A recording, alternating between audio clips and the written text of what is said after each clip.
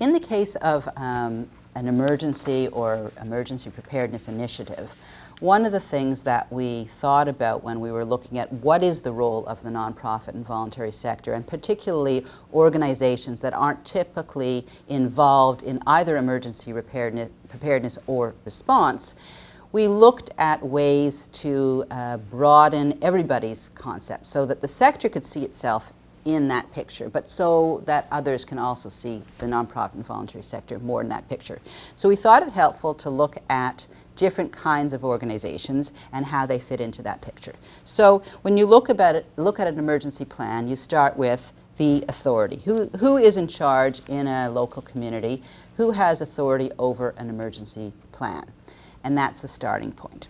Then you look at the nonprofit and voluntary organizations that already have an emergency response or a disaster relief mandate. And as I mentioned earlier, we've worked with many of those organizations at a national level in creating some of these resources, such as the Red Cross that led the project, Volunteer Canada, the St. John Ambulance, Salvation Army, Mennonite Central Relief Fund, etc. And these organizations came together and were able to share their own experiences, both nationally, going into other communities, and mobilizing citizens at a local level. The next tier you want to look at is organizations that have a mandate to serve vulnerable people. So whether we're talking about people who have some challenges in terms of mobility, disabilities, children, frail elderly, those organizations that on an ongoing basis have a mandate, who have a mandate to serve vulnerable people, are very important to include in this picture. Finally, you look at other organizations. They could be sports organizations, arts organizations, environmental organizations, agricultural fairs, the yoga center, who do things on an ongoing basis to improve the quality of life in community, but you may not think of as having anything to bear with respect to emergency planning or response. But as I mentioned earlier, whether it's the blankets from the yoga center or the tools from the agricultural fair, these organizations are often very willing to participate, have trained, mobilized, enthusiastic, committed volunteers, professional staff, and a lot of equipment and expertise that would be willing to contribute. So they're the ones that we want to focus on in addition to the organizations that work with vulnerable people, and in addition to those that already have a mandate to look at emergency planning. Finally, a group that we're interested in is the intermediary organizations, networks, and associations.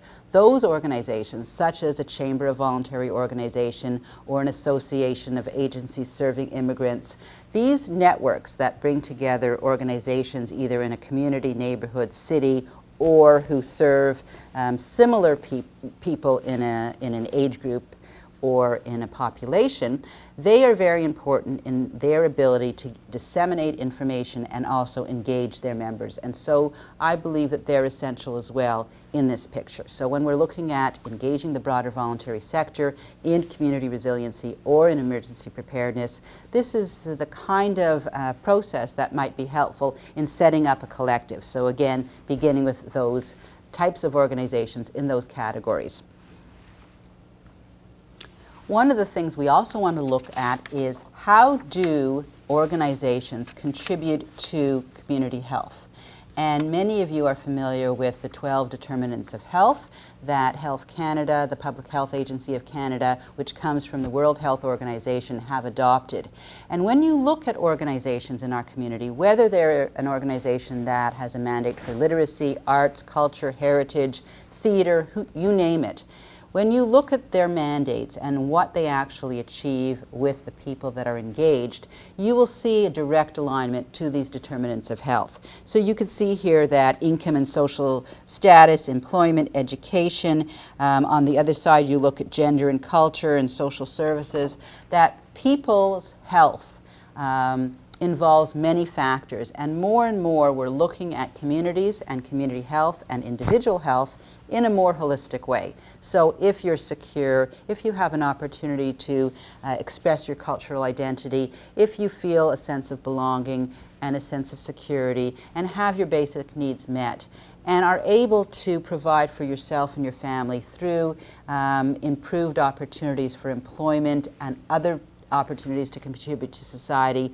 That makes for a stronger community, and individually we're stronger, but as a society we're stronger. So the idea here was to really look at some of the thinking around what contributes to health, and to emphasize the fact that all subsectors and types of organizations in the broader voluntary sector are aligned with these very determinants of health that have been identified.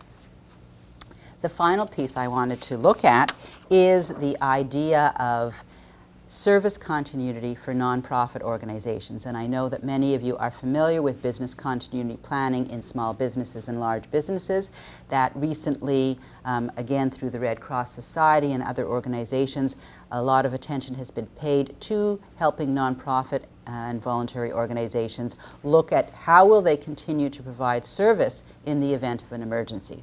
And so this diagram with the circles looks at a couple of things. It starts with the question, as an organization, once you've identified what your essential services are, how will you continue in an emergency to be able to provide that service? The second sphere in this diagram looks at your responsibility to the people you serve, and is there an opportunity and a need for you to expand your service to those people. So the example I'll give is if you are an organization that provides Meals on Wheels to 200 people in your neighborhood. In the event that there's an emergency, what else will those 200 people need? Will they need water on a daily basis? Will they need daily check-in calls?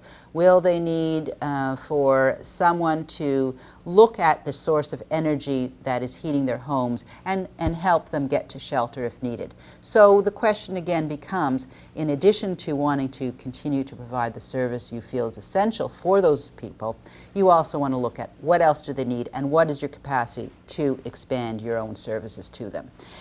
The next sphere has to do with expanding the number of people you serve, because if you have the infrastructure in place and you have professional staff, volunteers, equipment, transportation, and all the assets to be able to serve this group of 200 people meals and an expanded set of services, is there an opportunity for you to perhaps serve 300 people?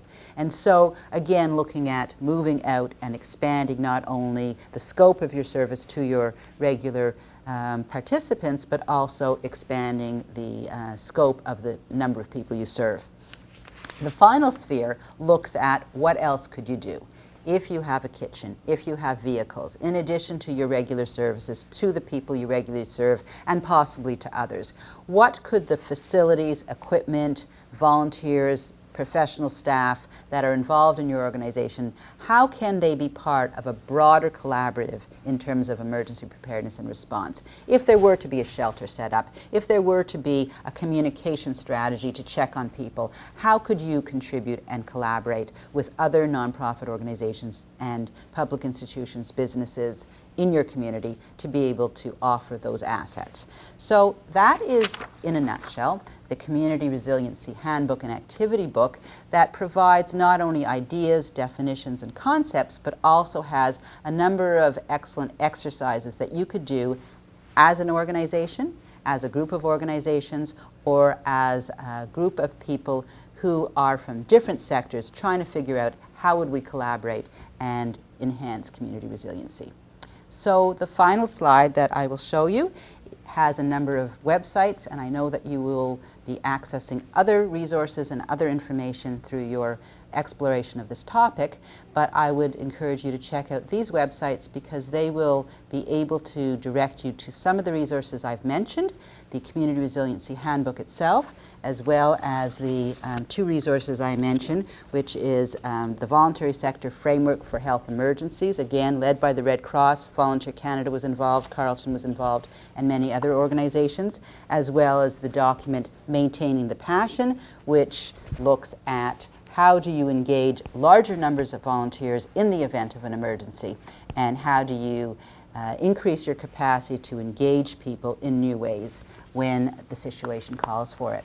So I wish you well, and hope that all of you in your own ways will recognize the assets that you have, those that are obvious and those that are not obvious, and find a way to identify them, identify the collectivity among the people that you work with in your organization and in your neighborhoods and communities, and mobilize them on an ongoing basis, and of course, be ready when there is an emergency. Thank you.